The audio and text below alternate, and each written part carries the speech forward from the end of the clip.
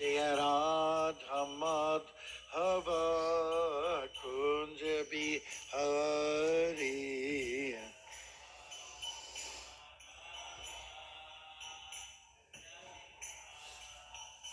Jaya Radha Madhava Kunja Bihari.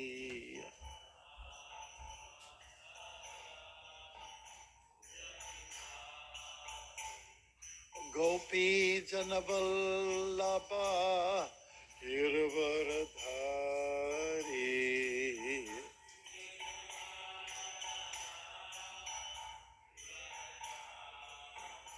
Oh Gopi Janavallabha Girvaradhari.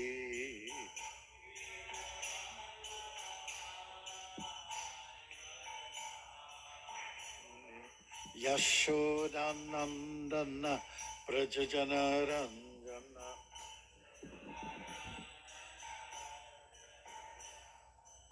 Yashodanandana Prajajana Ranjana.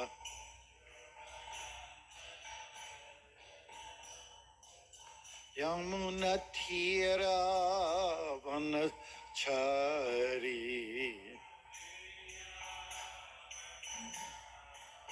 Yamunatira Vanachari.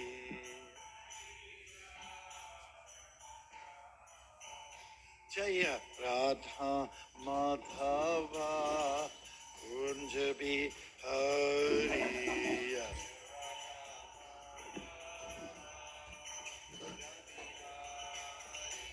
Jaya Radha Madhava Kunja Bihari.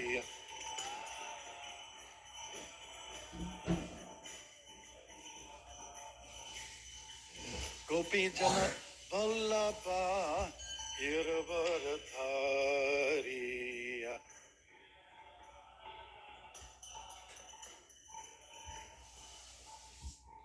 Gopi Jana Vallabha Girvaradhari.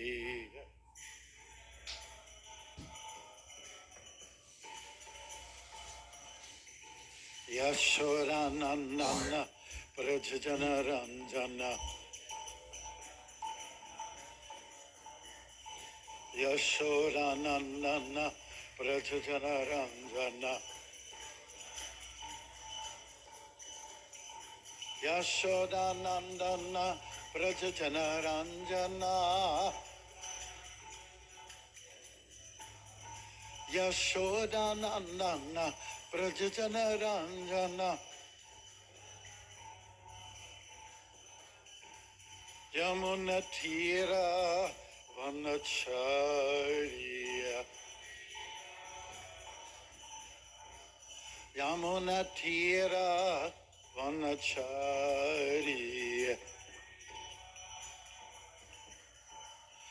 Jaya Radha Madhava Kunja Bihari.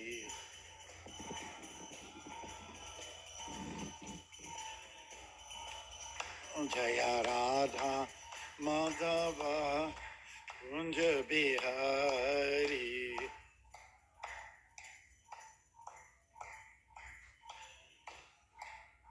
Jaya Radha Madhava Kunja Bihari.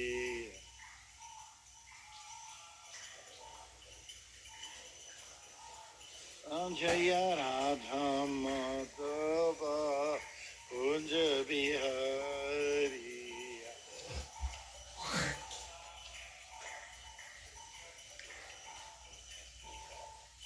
Om Namo Bhagavate Vasudevaya. Om Namo Bhagavate Vasudevaya. Om Namo Bhagavate Vasudevaya. Om Ajnanatimirandasya Jnananjana Shalakaya Chakshurunmilitan Yena Tasmai Sri Gurave Namaha. I was born in the darkest ignorance, and my spiritual master opened my eyes with the torch of knowledge. I offer my respectful obeisances unto him. Srila Prabhupada ki jai. Hare Krishna. You can look on your phones at Srimad Bhagavatam, Canto 10, Chapter 1, The Advent of Lord Krishna. And it's text number 1. Is everybody ready for that? Just look at your phones. Do you have a phone? You have one? Now's the time to use them.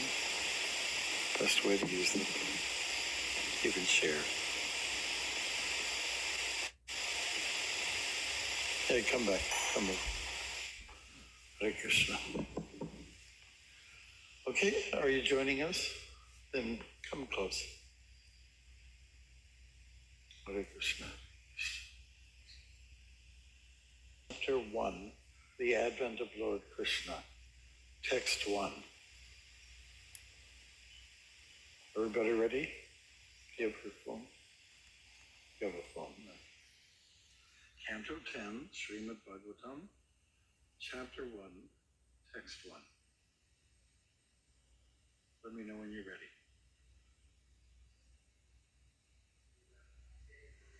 10:1:1. Yeah.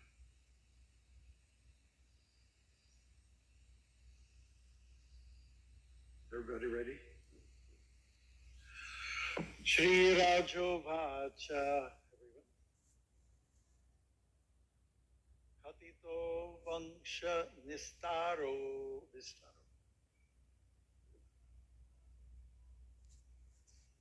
Katito Vangsha Vistaro. Bhavata Soma Suryayo.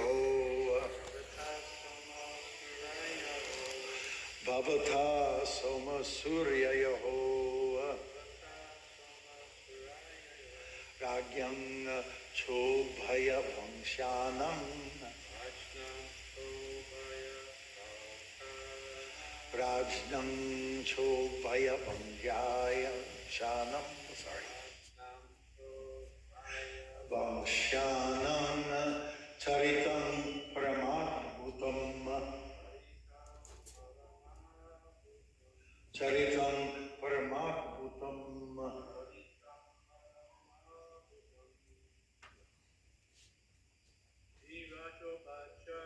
Shri Rajavacha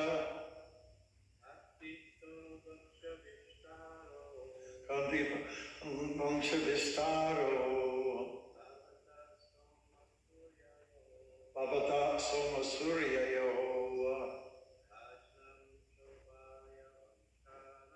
Rajam Chobhaya Vangshanam Charitam Paramatbhutam. Shri Rajavacha. Everyone? Okay, let's everyone here that's sitting here give a chance to say one line, starting with you. Shri Rajavacha, we just did that. Go ahead, next one, please. Good. Katito Vangsha Vistaro. No, everyone take one line, please. Bhavata Soma Suryayo. Next person.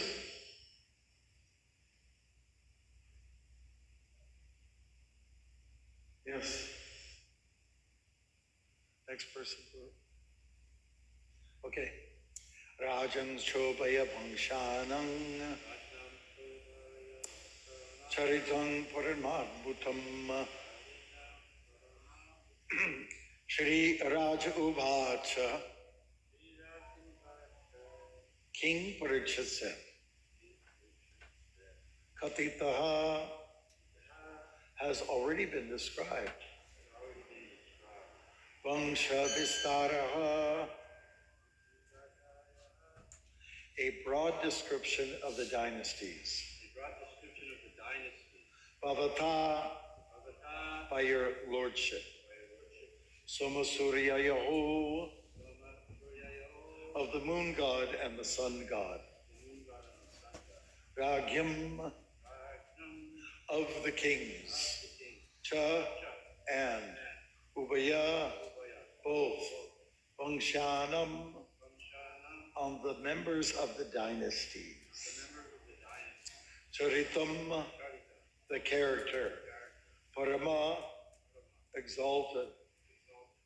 Adbhutam, and wonderful. Translation. King Parikshit said, "My dear Lord, you have elaborately described the dynasties of both the moon god and the sun god with the exalted and wonderful character of their kings." Please repeat. King Parikshit said, "My dear Lord, you have elaborately described the dynasties of both the moon god and sun god with the exalted and wonderful character of their kings." And purport by His Divine Grace, A.C. Bhaktivedanta Swami Prabhupada. Let's see what we can do here. At the end of the 9th canto, 24th chapter, Shukadeva Goswami summarizes the activities of Krishna. He spoke of how Krishna had personally appeared to reduce the burden on the earth, how he had manifested his pastimes as a householder, and how soon after his birth he had transferred himself to his Brajabhumi Lila. Parikshit Maharaj, being naturally a devotee of Krishna, wanted to hear more about Lord Krishna. Therefore, to encourage Shukadeva Goswami to continue speaking about Krishna and give further details, he thanked Shukadeva Goswami for having described the activities of Krishna in brief. Shukadeva Goswami has said, "Jatogata Pitri Grihad Vrajam Aditharto Hatva Ripun Sutta Shathani Krito Rudaraha Utpadyateshu Purushakratubi Samije Atmanam Atma Nigamam Pratayan Janeshu." And here's the translation.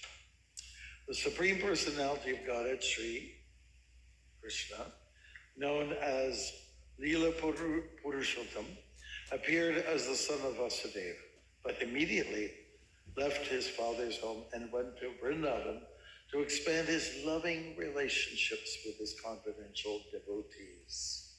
In Vrindavan, the Lord killed many demons, and afterward he returned to Dwarka, where according to Vedic principles he married many wives who were the best of women, begot through them hundreds of sons, and performed sacrifices for his own worship to establish the principles of householder life. And that's from the Bhagavatam, 9th canto, chapter 24, text 66. Okay, we'll do a little bit more. All right. I'll try to charade this out, okay, since many of you don't have the books. The Yadu dynasty belonged to the family descending from Soma, the moon god. Although the planetary systems are so arranged that the sun comes first, before the,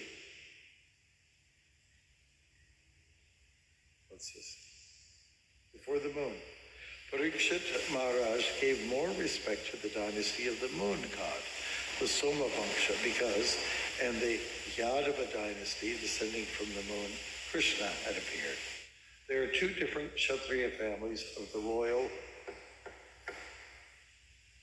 order, one descending from the king of the moon planet and the other descending from the king of the sun. Whenever the Supreme Personality of Godhead appears, he generally appears in a Kshatriya family because he comes to establish religious principles and the life of righteousness. According to the Vedic system, the Kshatriya family is the protector of the human race. When the Supreme Personality of Godhead appeared as Lord Ramachandra, he appeared in the Surya Vangsha, the family descending from the sun god, and he appeared as a Lord. He did so in the Yadu dynasty, or Yadu Vangsha, whose descent was from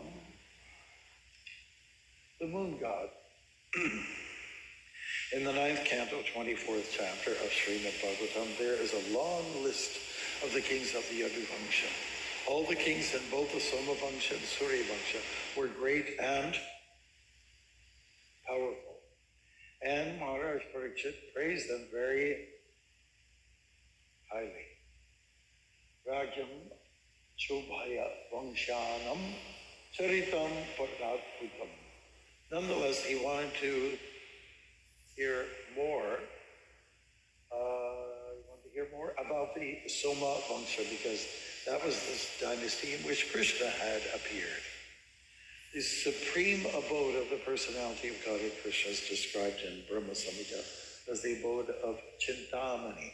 Chintamani Parakara Sadma Sukhopa Vriksha Lakshavrateshu Suravir Abhipalayantam.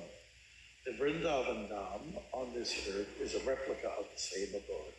As stated in Bhagavad Gita 8:20, this earth is a replica of that same abode. As stated in Bhagavad Gita 8:20, in the spiritual sky there's another eternal nature, transcendental to the manifested and unmanifested matter. The manifested world can be seen in the form of many stars and planets, such as the sun and moon. But beyond this is the unmanifested, which is imperceptible to those who are embodied. And beyond this unmanifested matter is the spiritual kingdom, which is described in Bhagavad Gita as supreme and eternal. That kingdom is never annihilated, although material nature is subject to repeated creation and annihilation. That spiritual nature remains as it is eternally. In the 10th canto of Srimad Bhagavatam, that spiritual nature, the spiritual world, is described as Vrindavan, Aloka Vrindavan, or Vrajadham. The elaborate description of the above-mentioned shloka from the 9th canto, Jato Gata Tri Grihat, will be found here in the 10th canto. Hare Krishna. Okay. Haribol, everyone. Thanks for being here. We're getting a little bit of a background about how the human race has evolved, and that there are two main dynasties, families. One is coming from the sun, the other is coming from the moon. Sometimes more praise is given to the moon because Krishna appeared in that dynasty, right? And although Ramachandra appeared in the sun dynasty, Krishna is our preference here. In fact, look at the Bhagavatam. Look at this book. It's voluminous. There's 12 cantos. The largest one is the 10th canto, and there we hear about a number of different avatars. But a good chunk of that Bhagavatam and its message is about Krishna, from his infancy stage right up to the end. The 9th canto tells about Ram. It's more brief. It's more brief. And, sometimes people ask us, well, why is it always Krishna? What happened to Ram? Well, we're okay with Ram. We chant Hare Ram, Ram Ram, Hare Hare than anyone else does in the world. So we're okay with Ramachandra. But what we might consider is that Krishna left us the Bhagavad Gita. Krishna left us the philosophical truth that will help us get through our difficulties. Like in the Bhagavad Gita, Krishna is talking about how we can, transcend, become indifferent to this world, because it's a very difficult place. Tukali and Shashvatam. And he's, first of all, telling his great student and devotee friend Arjuna that let's get over it, Dino sminyata dehe, kaumaram yauvanam jara, tataji hendara praptir, tirastatra namayati, which means let's get off the bodily platform. Let's understand that you were once a baby, and then you were an adolescent. Now you're an adult. Now you're maturing, and you're becoming a middle-aged person. Then after that, you get into the seniors category. And then after that, you die. One must learn to tolerate these different extremities and not be so disturbed. That's Krishna's message. He also says in the next verse from chapter 2, Matris Parashasta Kwanteya Shitoshna Sukadukada Agama Pahino Nityas Tamstatiksha Swabharata.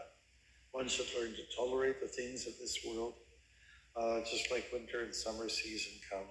Happiness and distress, they come and go. And so one is encouraged to, not get too entangled in these things, not to get too ensnared by them, but just let them be, let them pass. When you're, going on the road, the highway, let's say the Transcanada Highway, which starts downtown, it's 4 lanes, maybe it's 6 lanes at some point. Closer to the downtown, 6 lanes. So traffic is moving at different levels. And, some people are passing you, some people are, you are passing some of them, some of the other, vehicles. And it's just, it's like a little bit of being in the rat race, that you let everything pass.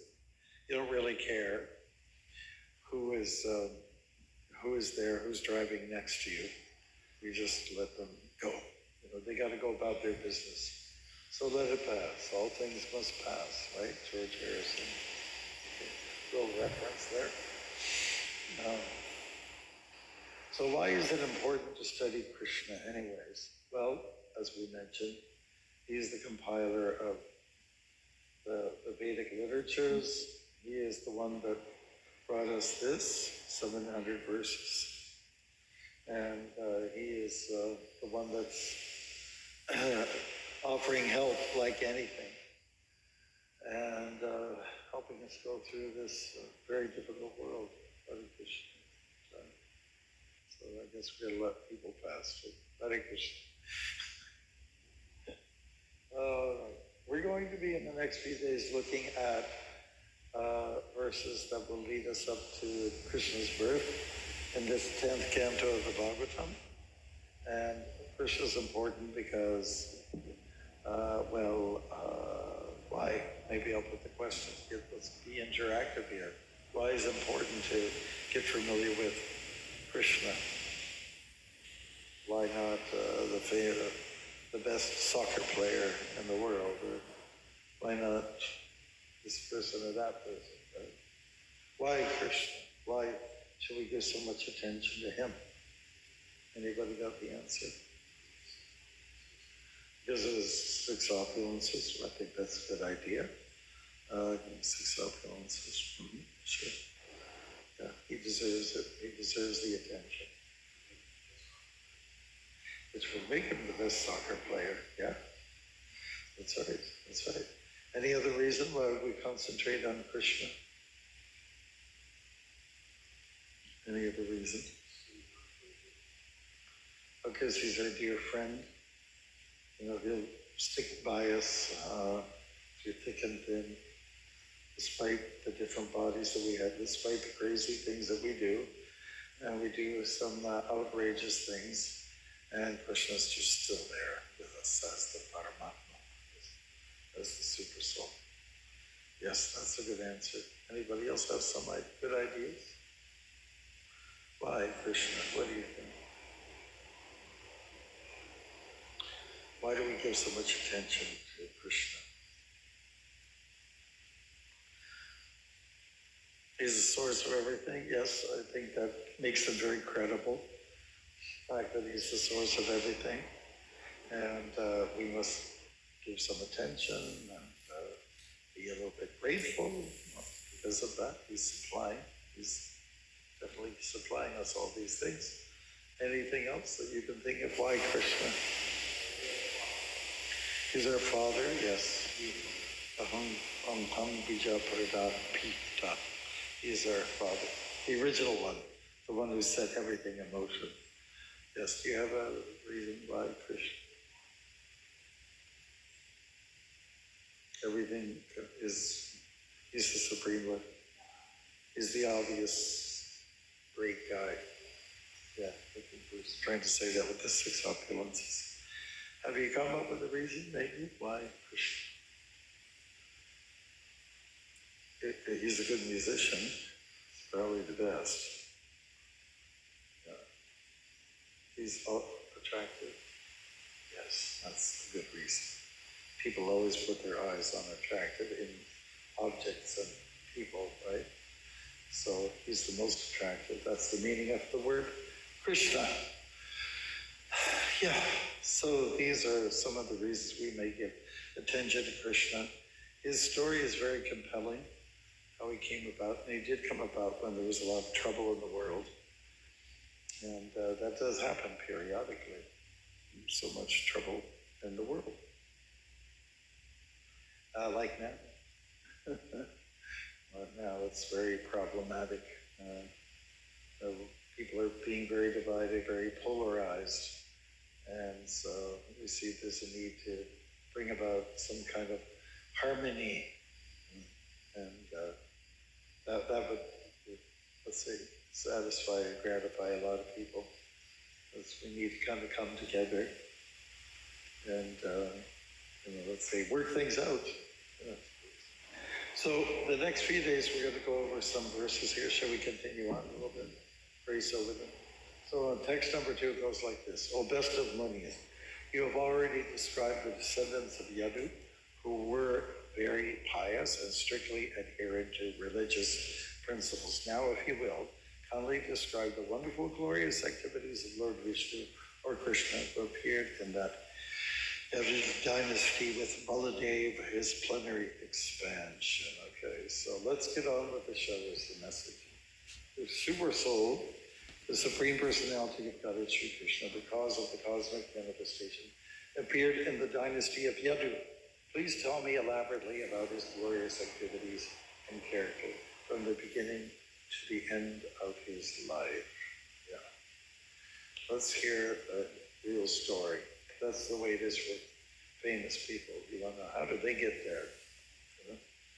And why, even after they pass, do they maintain some reputable, fame? What is this thing about Krishna? In fact, one of his opulences is that he's famous. He's famous. Not to everyone. Not everybody knows about Krishna just yet, and that's our job. Our obligation is to get people to become familiar with Krishna. Let's go to text number, let's see, we did 1 and 2. We did 3. Okay. Yeah, okay, so 4, glorification of the Supreme Personality of God is performed in the Parampara system. That is, it is conveyed from the spiritual master to the disciple. Such glorification is relished by those no longer interested in the false temporary glorification of this cosmic manifestation. Descriptions of the Lord are the right medicine for the conditioned soul undergoing repeated birth and death. Therefore, who will cease hearing such glorification of the Lord except a butcher or one who is killing his own self? So we're understanding from here that certain people qualify, some people are interested, just like the Lord says in the Bhagavad Gita. Some people hear about the nature of the soul and its mystical nature, but then some people take no interest or don't do anything with it, even though it's pretty amazing, the nature of the soul.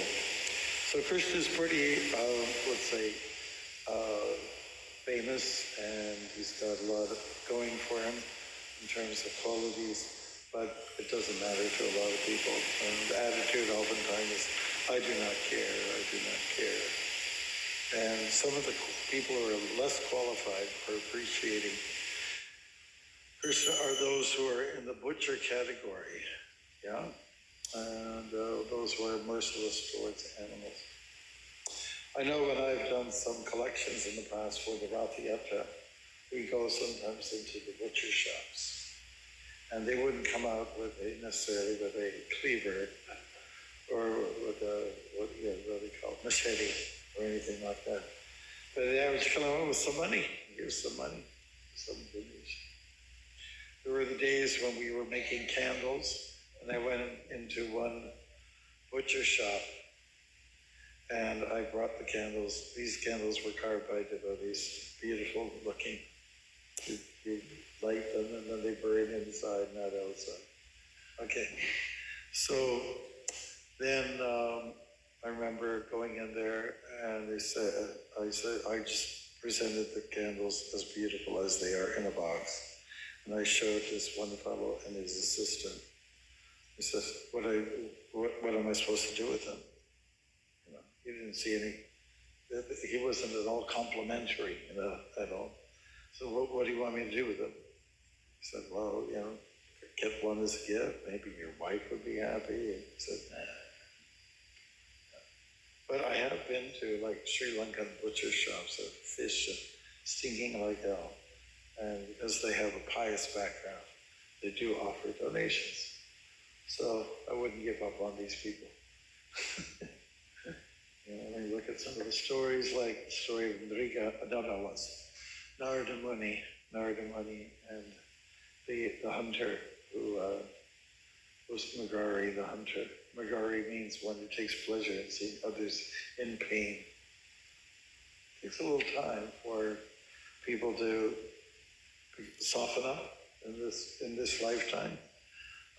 There's a lot of people who are quite obnoxious, and they are just very determined to stay that way. But maybe with some softness and kindness from our side, these people can change, their hearts can change. And the common example that's given of Jagai and Madai, pretty fallen, but they had to convert it. They became nice guys, from badass people to nice people. And there's so many examples of conversion natures. Let's look at the next verse. Taking the boat of Krishna's lotus feet, my grandfather Arjuna and others crossed the ocean of the battlefield of Kurukshetra, in which such commanders as Bhishmadev resembled great fish that could very easily have swallowed them. By the mercy of Lord Krishna, my grandfathers crossed this ocean, which was very difficult to cross, as easily as one steps over the hoofprint of a cat. Because my mother surrendered unto Lord Krishna's lotus feet, the Lord Sudarshan Chakra in hand entered her wombs and saved my body, the body of the last remaining descendant of the Kurus and the Pandavas, which was almost destroyed by the fiery weapon of Ashwatthama. Lord Sri Krishna appeared within and outside of all materially embodied living beings by his own potency in the forms of eternal time. That is, as Paramatma and as Virat, the Rup, gave liberation to everyone, either as cruel death or as life. Kindly enlighten me by describing his transcendental characteristics. So Parikshit Maharaj is saying to Shukadeva Goswami, his guru, tell me, relate to me all that you can about the Supreme Lord, Sri Krishna. Okay, and one dynamic is that there were a lot of other people sitting there, so if it's just one person absorbing, it doesn't mean others are not hearing and benefiting from all of this. My dear Shukadeva Goswami, you've already explained that Shankarshan, who belongs to the second quadruple, appeared as the son of a Rohini named Balaram. If Balaram was not transferred from one body to another, how is it possible that he was first in the womb of Devaki and then in the womb of Rohini?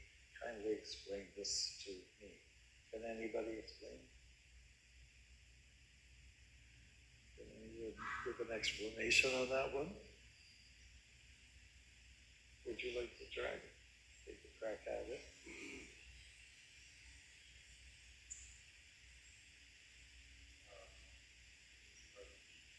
Hare Krishna. It's a good start.